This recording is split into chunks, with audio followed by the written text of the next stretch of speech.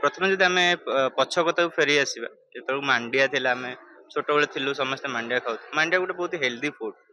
ଆଉ ଆମ ଯୋଉ ଶରୀର ନା ସେ ସବୁ ଯେମିତି ପାଣି ମାଟି ଏସବୁ ଜିନିଷରେ ମାନେ ଆମେ ଗଢିଛୁ। ତ ଆମ ମାନଙ୍କର ମେଜର ହଉଛି ଖାଇବାଟା। ହଁ, ଲାଇଫ ର ସବୁଠୁ ଇମ୍ପୋର୍ଟାଣ୍ଟ ହଉଛି ଫୁଡ।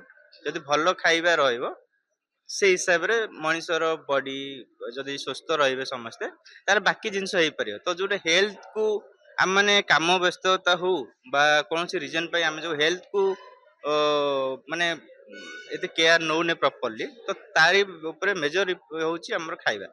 ତ ତାରି ବେସଲି ଗୋଟେ କଣ କାହାଣୀ। ଗୋଟେ ସାମାଜିକ ବାର୍ତ୍ତା ଦଉଛି ମିଲିଟାରୀ? ମିଲିଟାରୀ ଡେଫିନେଟଲି ଲୋକମାନଙ୍କୁ ସେଇ ପୁରୁଣା କଥାକୁ କନେକ୍ଟ କରେଇବ। ସେ ସମୟରେ ଯେତେବେଳେ ବୈଦ ରାଜଙ୍କ କଥା ଥିଲା, ଯେତେବେଳକୁ ଆମମାନେ ଖାଇବାକୁ ସେଠି ପ୍ରାୟୋରିଟାଇଜ କରୁଥିଲେ, ଆମର ଜେଜେବାପା ଜେଜେମାଙ୍କ ସମୟରେ ଯେମିତି ଆମେ ମାଣ୍ଡିଆକୁ ଆମେ ଯାଉ କରିକି ହଉ ଏସବୁ ଜିନିଷ ଖାଉଥିଲେ। ତ ସେ ସମୟରେ ଯେମିତି କହୁଛନ୍ତି କି ଯେ ପୂର୍ବରୁ ଲୋକମାନେ ବହୁତ ହେଲ୍ଦି ଥିଲେ, ଆମମାନେ ଏବେ ହେଲ୍ଦି ନାହିଁ। ମାନେ 70-80 ବର୍ଷର ଲୋକମାନେ ପୁରା ସ୍ମାର୍ଟଲି ଚାଲୁଛନ୍ତି, ବଟ୍ ଆମମାନଙ୍କର 40-50 ବର୍ଷ ଏଜ୍ ହେଲା ବେଳକୁ ଆମକୁ ଭିଟାମିନ୍ସ ଦରକାର ପଡୁଛି। ମଲ୍ଟି ଭିଟାମିନ୍ ନହେଲେ ଆମେ ଇଏ ହେଇପାରୁନୁ।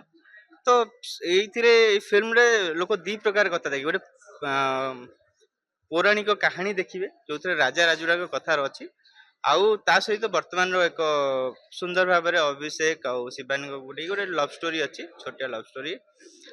ଲୋକଙ୍କୁ ନିହାତି ଭାବରେ ବହୁତ ଭଲ ଲାଗିବ।